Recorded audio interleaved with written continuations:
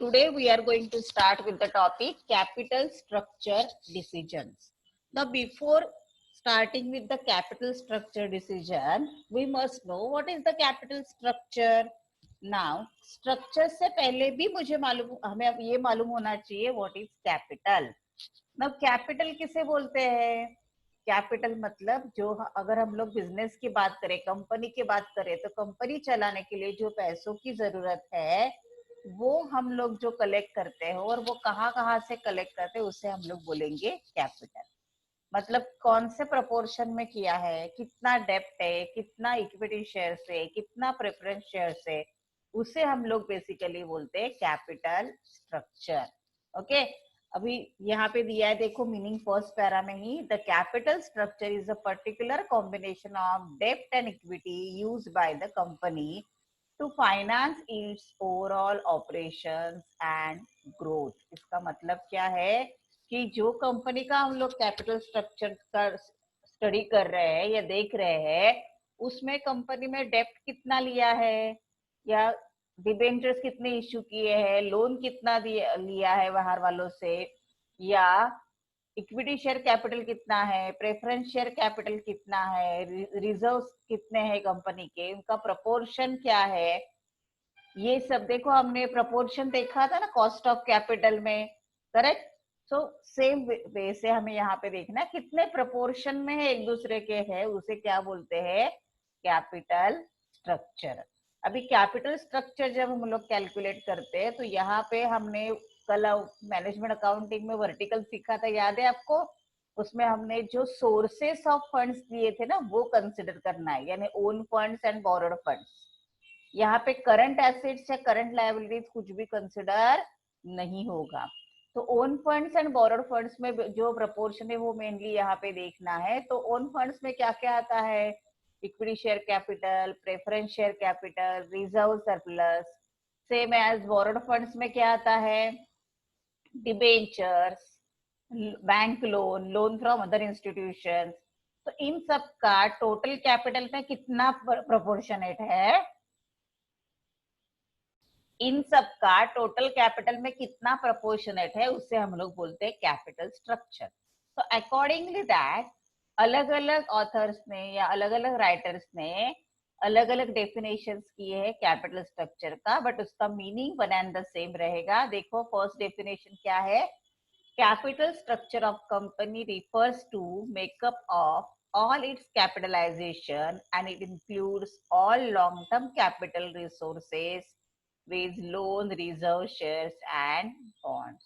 मतलब किस तरीके से कैपिटल स्ट्रक्चर बना है वो, और यहाँ पे ये कैपिटल स्ट्रक्चर बनाते समय ओनली लॉन्ग टर्म्स कंसिडर करना है, नॉट शॉर्ट टर्म्स. ओके, कोई भी शॉर्ट टर्म लायबिलिटी यहाँ पे कंसिडर नहीं होगा.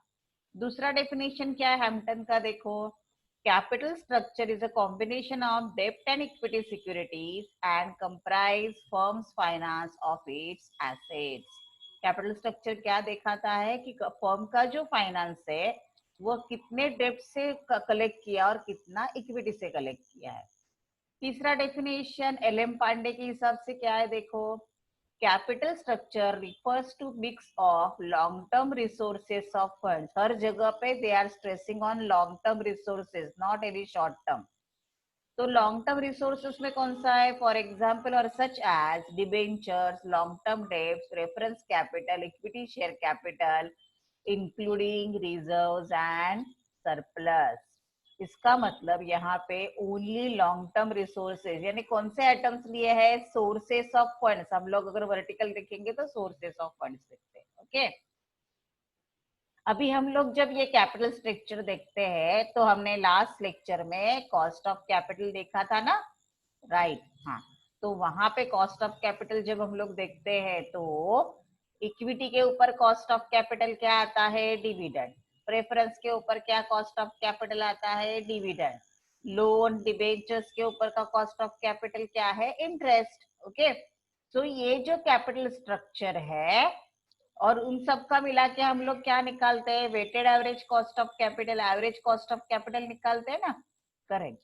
सो अगर हम लोग कैपिटल स्ट्रक्चर की बात करें कि कौन सा ऑप्टिमम कैपिटल स्ट्रक्चर है, तो कौन सा बोलते हैं कि मैक्सिमाइज द वर्थ और वैल्यू ऑफ फर्म, जिस कैपिटल स्ट्रक्चर की वजह से फर्म की वैल्यू मैक्सिमाइज मतलब बहुत अच्छे से ज्यादा दिखती है वो। दूसरा, minimise the cost of funds, जिसके वजह से ओवरऑल कॉस्ट ऑफ कैपिटल जो है कंपनी का वो कम हो जाएगा वो। तीसरा, जिसके वजह से शेयर होल्डर्स को मैक्सिमम बेनिफिट मिलेगा और earning per share share holders का बढ़ेगा, एंड इसके वजह से अर्निंग पर शेयर बढ़ेगा शेयर होल्डर्स का। और अगर अर्निंग पर शेयर बढ़ रहा है तो शेयर्स का मार्केट वैल्यू भी बढ़ेगा। ओके। चौथा है, it is fair to employees, creditors and others, किसको भी इनजस्टिस किया हुआ नहीं चाहिए। मतलब कैपिटल स्ट्रक्चर में बहुत ज्यादा उसके वजह से क्रेडिटर्स और एम्प्लॉयज अफेक्ट हो रहे हैं तो वैसे नहीं चलेगा। वो क्रेडिटर्स और एम्प्लॉयज के लिए भी कैसे होना चाहिए, फेयर होना चाहिए।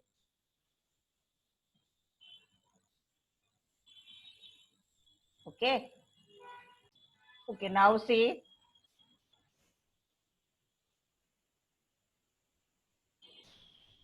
following are the essentials और characteristics and optimum capital structure. अभी मैंने ऊपर आपको सिखाया है what is optimum capital structure, जहां पे मेनली कैपिटल स्ट्रक्चर ऑप्टिमम किसे बोलते हैं, तो जहां पे आपको मैक्सिमम रिटर्न्स मिलते हैं जिसके ऊपर से शेयर होल्डर्स को, एंड जिसका टोटल ओवरऑल कॉस्ट जो हम लोग बोलते हैं कैपिटल स्ट्रक्चर खड़ा करने का वो बहुत कम आता है, उसे हम लोग ऑप्टिमम कैपिटल स्ट्रक्चर बोलते हैं। लेकिन capital structure, optimum capital structure के कैरेक्टरिस्टिक्स क्या है, तो पहला है सिंपलिसिटी, यानी it will be easy to understand, मतलब बहुत ज्यादा कॉम्प्लिकेटेड नहीं होना चाहिए। मतलब लेस एजुकेटेड बिजनेसमैन, जो ज्यादा पढ़ा हुआ नहीं है बिजनेसमैन और वो बिजनेस कर रहा है, या कोई इन्वेस्टर्स है, वो भी इजीली वो कैपिटल स्ट्रक्चर को स्टडी कर पाए, सो दैट वो इजीली वहां पे इन्वेस्ट करने के लिए रेडी होगा। अगर वो कैपिटल स्ट्रक्चर बहुत ज्यादा कॉम्प्लिकेटेड बना के रखा, यानी क्या बोरोड फंड्स में भी बहुत सारे बोरोड फंड्स इंक्लूड करके रखे, तो it will B difficult for investors to study the capital structure and it will affect its investment decision. So capital structure जो है optimum capital structure वो easy या simple to understand होना चाहिए। Then दूसरा, flexible, according to the situation there can be make a changes in the capital structure. capital structure ऐसे होना चाहिए कि अगर वक्त की डिमांड है तो उसके हिसाब से वो फ्लेक्सिबल होना चाहिए, चेंजेस करना आना चाहिए। यानी अभी तक हमारे पास जो 1 करोड़ का हमारा कैपिटल स्ट्रक्चर था, कैपिटल का टोटल, उसमें से हम लोग 50 लाख इक्विटी ले रहे थे, 25 लाख प्रेफरेंस था एंड 25 लाख लोन था। लेकिन अभी क्या हुआ, प्रेफरेंस शेयर्स से ज्यादा हमें लोन पे डिपेंड रहना है समझो, या प्रेफरेंस शेयर्स हम लोग बेच नहीं पा रहे कुछ वजह से, तो 25 लाख को हम लोग लोन फंड से इक्विटी में हमें उसको शिफ्ट करना आना चाहिए, या इक्विटी का बर्डन हमें कम करना है तो उसको प्रेफरेंस में कन्वर्ट करना हमें आना चाहिए। Instead of equity we can issue the preference shares. ये सब प्रोविजंस वहां पे होने जरूरी है। यानी मुझे इक्विटी इंक्रीज करना है, रिड्यूस करना है, तो वो सब प्रोविजंस वहां पे होनी जरूरी है। प्रॉफिटेबिलिटी, प्रॉफिटेबिलिटी मतलब क्या, ईपीएस, अर्निंग पर शेयर, इस कैपिटल स्ट्रक्चर से मैक्सिमम मिलना जरूरी है। Solvency, an optimum capital structure should only be a reasonable proportion of that total capital employed in the business because it is use huge debt। मतलब क्या, डेप्ट जो है वो प्रॉपर प्रोपोर्शन में होना जरूरी है। अगर वो वैसे नहीं हुआ, डेप्ट का परसेंटेज बहुत ज्यादा बढ़ गया, तो जो भी कमाएंगे वो पूरा क्या हो जाएगा, डेप्ट में देने के लिए चला जाएगा, यानी डेप्ट के ऊपर जो इंटरेस्ट है वो देने के लिए चला जाएगा। सो ऑप्टिमम कैपिटल स्ट्रक्चर का एक कैरेक्टरिस्टिक है सॉल्वेंसी पोजीशन होनी चाहिए। मतलब क्या, डेप्ट को पैसा देने के बाद, डेप्ट को इंटरेस्ट देने के बाद प्रॉपर अपने शेयर होल्डर्स को देने के लिए उनके हाथ में पैसा होना जरूरी है। Next one is control. Okay, maximum control of equity share holders provide to the company's affairs when owners want to have control over the business, debt is preferred on equity. मतलब क्या कि अगर कंपनी को ऐसे लगता है कि share company के शेयरहोल्डर्स को कि हमारा कंपनी पे बहुत होल्ड होना चाहिए, अभी और किस उसका डायल्यूशन होल्ड का नहीं होना चाहिए, इसका मतलब क्या कि जो कम शेयर होल्डर्स है फिर वो जाएंगे लोन लेने के लिए, डेप्ट के लिए प्रीफर करेंगे, क्योंकि अगर उनको कंट्रोल रखना है तो number of equity shareholders या नंबर ऑफ इक्विटी शेयर्स कम होना जरूरी है। सो विच टाइप ऑफ बिजनेस है, और उनको अगर इक्विटी शेयर उसको कंट्रोल की जरूरत है तो वहां पे डेप्ट पे वो ज्यादा जाएंगे, इक्विटी कम करेंगे, so that control will be in the hands of equity. Conservation since that debt shall not be raised beyond a certain limit. No doubt कि इक्विटी शेयर होल्डर्स को अपना कंट्रोल रखना है बिजनेस के ऊपर, इसलिए वो डेप्ट के लिए जाएंगे, बट इक्विटी इसके लिए कोई भी लोन अमाउंट इतना ज्यादा नहीं होना चाहिए कि कंपनी को उसका इंटरेस्ट देने में बाद में प्रॉब्लम आए। कुछ लिमिट होना जरूरी है कि जिसके ऊपर हम लोग आराम से इंटरेस्ट दे पाए, उसी उतने हिसाब से ही उनको क्या करना है, लोन अमाउंट को लेना है या डिवेंचर्स को इश्यू करने हैं। Then capital structure selected should be most economical. Economical मतलब क्या, जो कैपिटल स्ट्रक्चर हम लोग सिलेक्ट कर रहे हैं तो उसके लिए जो शेयर्स इशू के एक्सपेंसेस है, डिबेंचर इशू के एक्सपेंसेस है, वो उसके ऊपर जो हमें कॉस्ट ऑफ कैपिटल लेना पड़ रहा है वो मिनिमम होना चाहिए, तो इसे बोलेंगे इकोनॉमिकल। ओके, फ्यूचर कॉन्टिजेंसीज को ध्यान में रख के प्रॉपर प्रोविजन स्ट्रक्चर में होना जरूरी है, मतलब प्रॉपर रिजर्व होना जरूरी है। Okay, then securities propose to, ये जो हमने लिखे उसमें 7 to 8 points are enough for that. Okay, और एक आध दो पॉइंट मैं एक्सप्लेन कर देती हूँ, लेकिन एग्जाम में आपको 7 to 8 points are enough. Then ownership and creditorship should be issued in secured balance leverage. मतलब क्या कि कंपनी को डेप्ट एंड इक्विटी किसी को भी बहुत ज्यादा और किसी को भी बहुत कम नहीं होना चाहिए, बैलेंस वे से उनको इशू करना जरूरी है। ओके, नेक्स्ट हम लोग देख रहे हैं फैक्टर्स डिटरमाइनिंग कैपिटल स्ट्रक्चर। कौन से कैपिटल फैक्टर्स कैपिटल स्ट्रक्चर पे डिटरमाइन करते हैं, अफेक्ट करते हैं, तो हम लोग यहाँ पे देखने वाले हैं अभी। देखो, फैक्टर्स डिटरमाइनिंग कैपिटल स्ट्रक्चर, उसमें से सबसे पहला है ट्रेडिंग ऑन इक्विटी। अभी सबसे पहले ट्रेडिंग ऑन इक्विटी का मीनिंग देखते क्या है। When the debt and preference share capitals are used as a main source of finance, the situation is termed as trading on equity. Remember that, बहुत पूरा पढ़ाई होने के बाद भी बहुत लोगों को ट्रेडिंग ऑन इक्विटी का मीनिंग ही मालूम नहीं रहता है, तो इसके ऊपर ध्यान रखो। When debt and preference share capital are used as a main source of finance, इसका मतलब क्या, इक्विटी कम है और प्रेफरेंस एंड डेब्ट पे ज्यादा जोर दिया गया है, तो इस सिचुएशन को ट्रेडिंग एंड इक्विटी बोलते हैं। Under such case enterprise earns a higher rate of return on capital employed when the rate of interest payable on borrowed funds. The earning per share increase without corresponding increase in the equity shareholder investment. यहाँ पे क्या होता है कि जो भी profit, अगर company profitable में है तो जो भी प्रॉफिट होगा उसमें से फिक्स रेट से डिविडेंड प्रेफरेंस शेयर्स को जाएगा, फिक्स रेट से इंटरेस्ट डिबेंचर्स को जाएगा, और बाकी बचा हुआ पूरा पैसा जो लिमिटेड इक्विटी शेयर होल्डर से उनको मिलेगा। सो ऑटोमेटिकली उनका डिविडेंड बढ़ेगा, और without increasing investment they can earn more on their investment, that is EPS, earning per share उनका बढ़ेगा। Okay,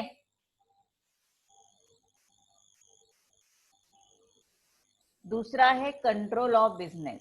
normally the promoter want to retain with them the control of the affairs of business. मतलब promoters का मतलब क्या है कि जो business start करते हैं, स्टार्टिंग में जो इनिशियल स्टेज पे बिजनेस स्टार्ट करते हैं उनको बोलते हैं promoters.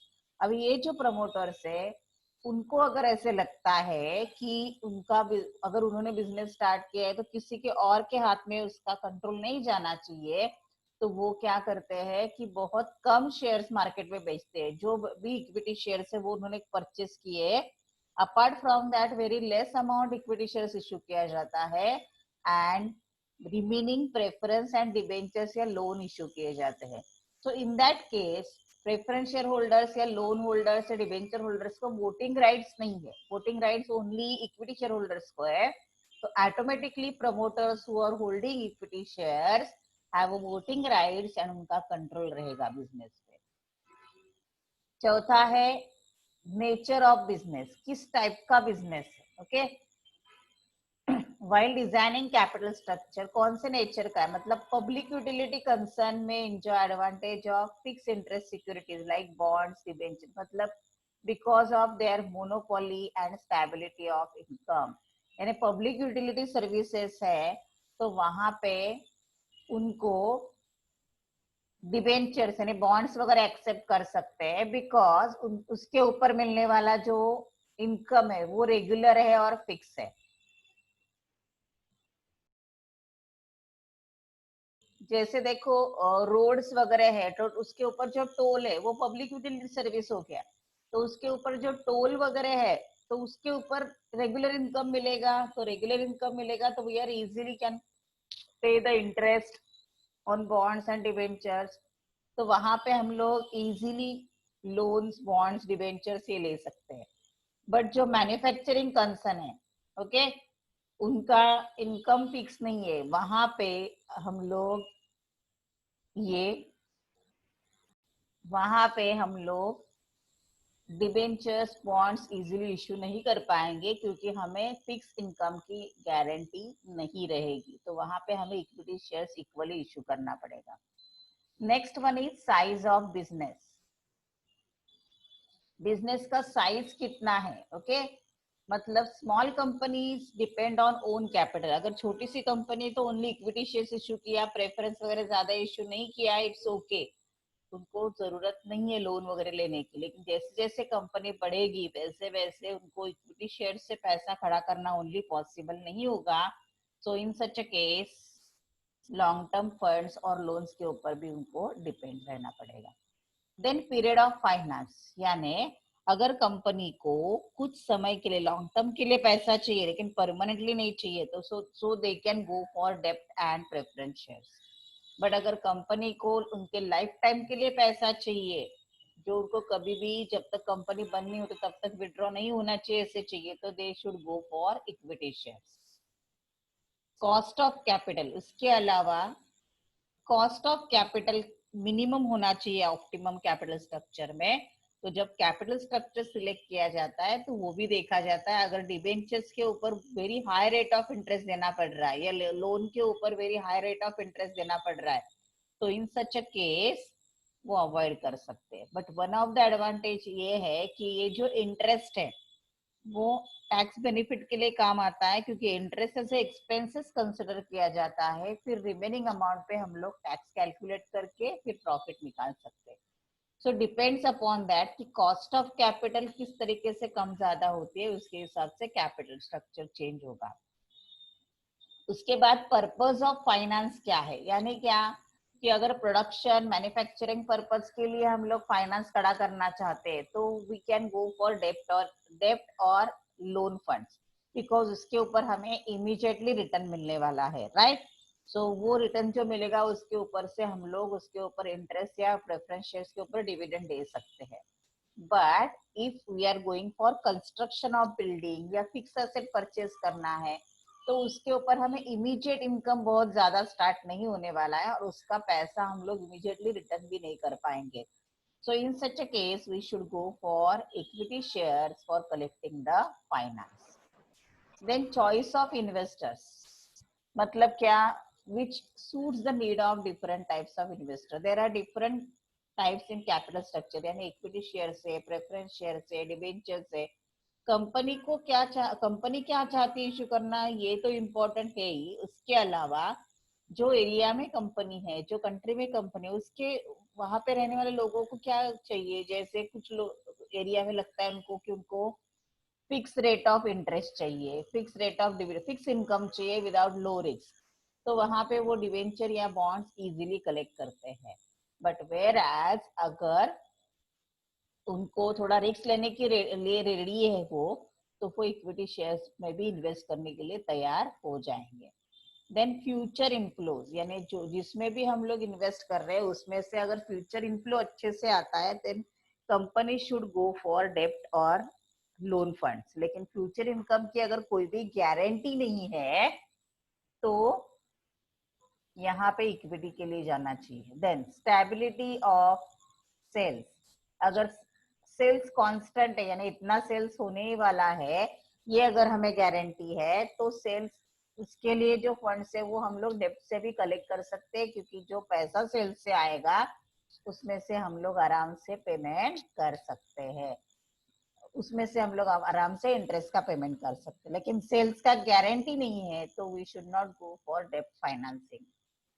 Okay, legal restrictions. Okay, legal restrictions क्या है कि डेप्ट एंड इक्विटी के बीच का रेशियो 4:1 नहीं होना चाहिए।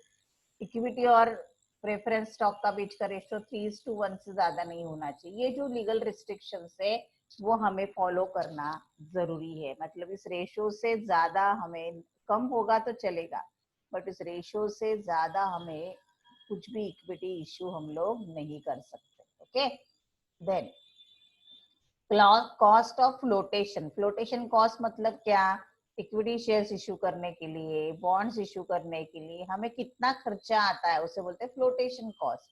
तो वो अगर ज्यादा रहेगा तो वो टाइप का सिक्योरिटीज, वो इक्विटी शेयर्स इश्यू करना मुश्किल हो जाएगा। Flexible elasticity of capital structure, इस टाइप का सिक्योरिटीज हमें इश्यू करना है जो इजीली फ्लेक्सिबल हो यानी चेंजेस करना पॉसिबल हो। अगर इन्वेस्टर्स को रेगुलर एंड फिक्स इनकम चाहिए तो उसके हिसाब से बॉन्ड्स हमें इश्यू करने पड़ेंगे। ओके, यहाँ पे भी 15 पॉइंट्स दिए हैं लेकिन फॉर एग्जाम आपको 7 to 8 पॉइंट्स आर इनफ। अगर 8 मार्क्स के क्वेश्चन आया तो 8 पॉइंट, 7 मार्क्स के लिए आया तो 7 points are enough. Okay, not more than that. Then एक छोटा सा शॉर्ट नोट देख के फिर ये मीटिंग एंड करते हैं हम लोग। Right note on financial break even, ये हमें हमेशा प्रॉब्लम्स में भी आएगा। किसे बोलते हैं financial break even? Simple says, जहां पे देखो it is minimum level of EBIT required to satisfy fixed financial charges, that is to pay interest on borrowed funds. मतलब क्या, at financial break even EBIT of firms EPS is just equal to 0। मतलब क्या है, उनका 0 होना चाहिए। Okay, if EBIT is more than financial break even point EPS will be positive, यानी EBIT 0 होना चाहिए। अगर वो 0 से ज्यादा आता है तो EPS पॉजिटिव आएगा, यानी 0 से कम आता है तो EPS निगेटिव आएगा।